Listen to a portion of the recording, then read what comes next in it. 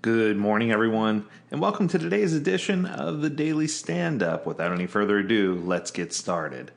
Today, I thought it'd be fun to review an article that was recently published by Mike Cohn from Mountain Goat Software.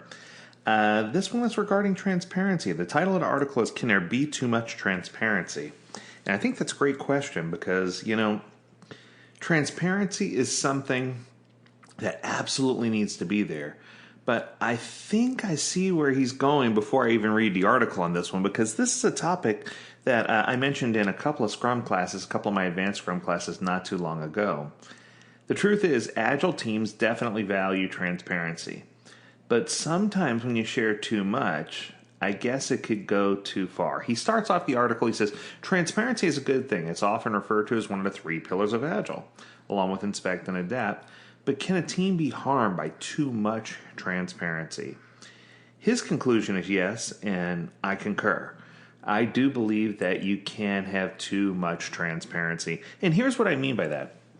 Now, I know that sounds strange coming from me because anyone who knows me knows that I'm a firm advocate for being transparent. I teach a lot about psychological safety and radical candor communication. And I feel like sometimes having that level of transparency with each other to discuss issues openly and to talk about things that are happening, those type of transparency related things are incredibly important and must be done. However, I think when it comes to manipulating data in order to achieve a certain result, whether it's by leadership or by teams, that's when it becomes troublesome. So he starts off by defining transparency. He says he breaks it into 2 categories. He calls it quantitative transparency and qualitative transparency. And, I think that when you do that, you start talking about, at the simplest level, you start talking about metrics, velocity, hours worked, number of story points per team, burn down charts, number of defects fixed per iteration. There's a ton more. He even went as far as to note out number of story points per person. Yipes. That just sounds like it could be very hurtful if used incorrectly. He says the argument can go on from now until forever because some of these are worth tracking and others certainly aren't. A fully transparent team would make all this data visible. Of course they would. But transparency extends beyond metrics and can include conversations team members had, decisions that were made, things that were captured in meetings like daily stand-up or retrospective. It includes non-numeric data. And it incorporates trust. Also, you have to consider that there's internal and external transparency, which of course makes for a great quadrant. You can talk about qualitative versus quantitative and then internal versus external and start putting your fingers on what type of transparency it is in a 2x2 matrix. And I think that that's where it starts to really make sense. Is this something that you're sharing inside the team, something you're sharing outside of the team? Is it quantitative? Is it qualitative? And I think that we could take each of our data points and get them on there. And I think that if you start with things that are helpful to share and stick with those and put those in the right quadrant and talk about things that are helpful to share outside of the team, I think anything that's shared inside of the team is automatically going to be high quality. It's going to be something that the team needs to do, high fidelity, that they need to figure out. But let's see where Mike goes.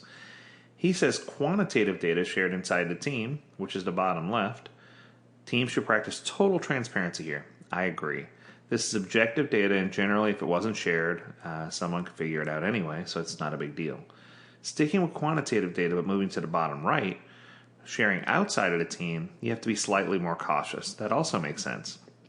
All quantitative data can be shared with all outsiders. Okay. But there could be things I think the team might want to keep to themselves. Usually this could be numbers that could misrepresent or be misrepresented or be misused by an outsider, either a stakeholder or a leader or an executive. For example, a team can be slightly justified by not being transparent in these areas, like data on how many bugs each programmer is responsible for, or the number of story points delivered per developer. I agree with Mike here. He says, I'm always opposed to this metric because I don't even know how story points can be credited to one person when a typical product backlog item is worked on by at least 2 to 3 or 3 to 4 people. I couldn't agree more. There's no such thing as story points per person. That just totally is out of whack, and it's a metric that if you are trying to capture, you shouldn't be. Now, if you're doing per team, it's a totally different issue. or the number of hours of work taken on by each member so that you can try to fold that back into story points to reverse engineer how long a story point takes. Oh my goodness, that drives me crazy. I talk about this at length in my Certified Scrum Master and Product Owner classes, that there should be no association between time and points or no association between time and work. I really do believe that, transparency is something that's so important and valuable. But when you start releasing those kinds of, that kind of data and those kinds of reports, what ends up happening is, you end up disgruntling team members, you break down morale, you suck away people's will to live, and you end up in a bad place. He moves on to qualitative data, which is the top row in his quadrant. And top left is qualitative data that should be shared inside the team. I think qualitative data should also be kept private. And he goes on to say there are times when qualitative data should be kept private. He's right. Suppose the team's most technical person and Scrum Master have a conversation about the performance of a team member. They decide that coaching they provided a team member just isn't working, and they need to recommend that this team member's boss that this team member may be moved on to a different project, or maybe even let go if appropriate. This isn't the type of conversation that merits the full transparency badge, right? So when another team member walks up and says, "So guys, what are you two talking about?" Yeah, I don't care if the door is closed. Yeah, really? There is such a thing as a closed door conversation. Now in the top right quadrant, you have qualitative data that's shared outside the team. Of course, there's certain conversations that should not be shared outside the team, and I think that just makes sense. And you end up breaking it down into, if it's qualitative and inside the team, share unless there's a very good reason not to. If it's quantitative inside the team, share everything. If it's qualitative and outside the team, consider sharing. If it's quantitative and outside the team, share unless there's a very good reason not to.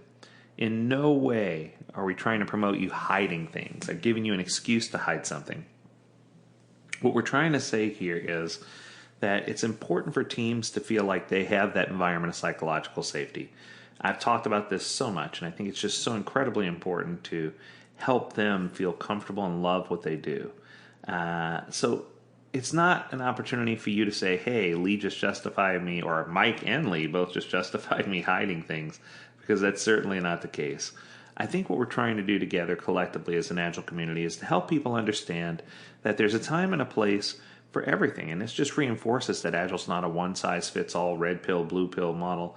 This is an opportunity for people to figure out and work together and really get their head around what they're trying to do and make a good presentation as a team and be transparent about the important things and the things that need to be there, but never leverage reports and other things to external folks.